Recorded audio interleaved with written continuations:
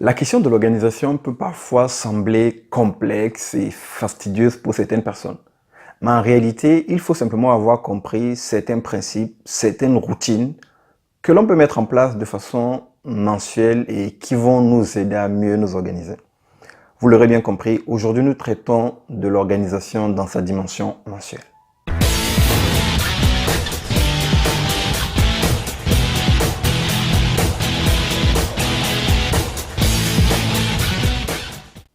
Bonjour, ici Henri Missola, développeur de potentiel. Je vous souhaite la bienvenue à la capsule du lundi et j'espère sincèrement que peu importe de vous me suivez dans la francophonie et en dehors de la francophonie, j'espère que cette capsule vous retrouvera dans une forme magnifique. Ce matin, nous traitons donc de l'organisation mensuelle et cette capsule, je l'ai intitulée 5 routines mensuelles à mettre en place pour mieux vous organiser. J'aimerais donc partager avec vous 5 choses, 5 habitudes, 5 routines que vous pouvez mettre en place qui vont vous aider à mieux vous organiser chaque mois. La première routine, c'est simplement celle de vous fixer des objectifs mensuels. Vous savez, lorsque vous avez commencé l'année avec une feuille de route annuelle en vous disant « Ok, voici ce que j'aimerais avoir accompli d'ici la fin de l'année », il est important tous les mois de pouvoir s'arrêter et de se demander « Qu'est-ce que je peux faire ?» chaque mois pour que je puisse atteindre mes objectifs de l'année. Cette planification en termes d'objectifs chaque mois va vous aider de façon progressive à atteindre vos objectifs de l'année. Donc ça, c'est la première routine que vous pouvez mettre en place tous les débuts de mois. C'est-à-dire qu'à la fin du mois précédent, vous pouvez déjà commencer à préparer ces choses-là et en début de mois, vous fixez vos objectifs. Première routine. Deuxième routine, élaborer votre planification financière. Vous savez, si vous ne voulez pas vivre au jour le jour ou vivre de façon hasardeuse, il est important de savoir quelles sont vos dépenses, quelles sont vos recettes, qu'est-ce que vous avez prévu de faire comme investissement ce mois, etc. Ces choses-là sont importantes.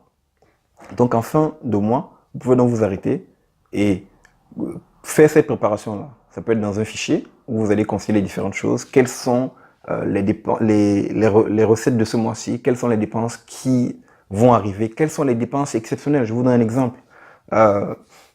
Vous êtes par exemple propriétaire et vous avez des charges de copropriétaire à payer.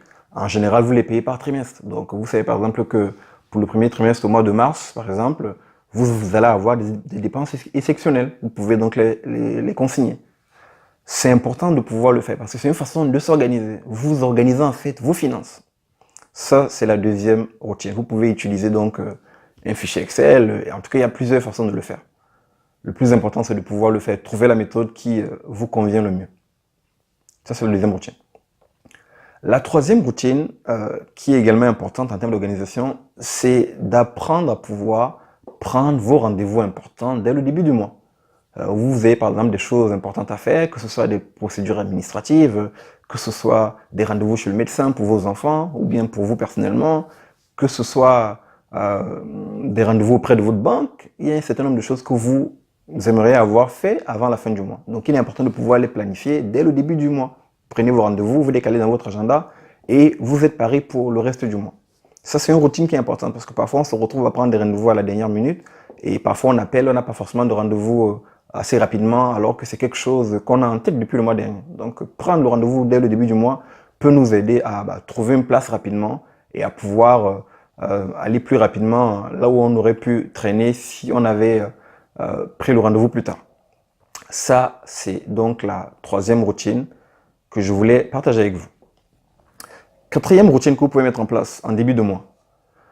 Alors que le mois précédent est en train de s'achever et que vous êtes en train de vivre votre vie, en termes de courses, d'alimentation, d'habillement, etc., vous pouvez déjà commencer à lister des choses dont vous aurez besoin. Donc, vous pouvez commencer en fait à faire votre liste de courses au fur et à mesure et dès le début de mois, vous pouvez la finaliser en fait. Vous compilez les différentes choses. Vous savez, en termes d'alimentation, il y a des choses qui sont terminées et qu'il va falloir, pour lesquelles il va falloir faire un réapprovisionnement.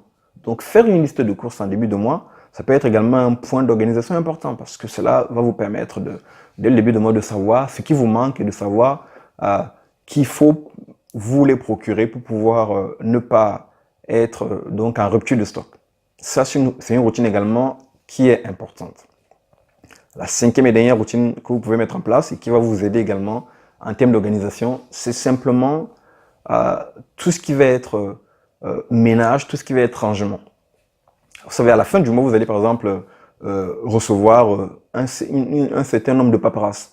Ça va être des factures, vos bulletins de salaire, toutes ces choses. En fait, à un moment, il faut les ranger. Vous n'allez pas les laisser traîner sur votre table durant tout le mois. Donc, en termes d'organisation, ça peut être également être un moment propice, donc le début de mois, pour pouvoir ranger vos différentes choses. Donc, vous allez pouvoir faire du rangement administratif, mais vous pouvez également, donc, en début de mois, on n'a pas toujours la possibilité tout le temps, selon vos préoccupations, selon ce que vous avez à faire, vous n'avez peut-être pas la possibilité de faire un grand ménage tous les week-ends. C'est pas toujours évident. Vous pouvez vous dire, en début de mois, je veux faire un grand ménage. C'est une sorte de routine également à mettre en place qui vous aide à pouvoir vous organiser. Amis internautes, vous venez de voir, je vous ai cité comme ça 5 choses que vous pouvez mettre en place tout simplement et qui vont vous aider en fait à gagner du temps et à pouvoir vous organiser chaque mois. Donc pour récapituler, commencez par vous fixer des objectifs mensuels, faites une planification financière de votre mois, prenez vos rendez-vous les plus importants dès le début du mois, faites votre liste de courses et mettez en place une routine de rangement mensuel pour faire un grand ménage et pouvoir également ranger toute votre paperasse administrative qui traîne peut-être depuis le mois dernier. Amis internautes, voilà ces 5 habitudes, ces 5 routines, toutes simples. Prenez simplement le temps de les mettre en pratique et je vous assure que si vous les mettez en pratique, vous verrez assurément des changements dans votre vie. Amis internautes, chers communautés, chers abonnés, d'ici notre prochaine capsule, sachez que je suis sincèrement reconnaissant de vous compter encore et toujours parmi ces hommes et ces femmes qui, semaine après semaine, me suivent et m'encouragent à faire ce que je fais. Je vous dis merci de tout cœur. À très bientôt.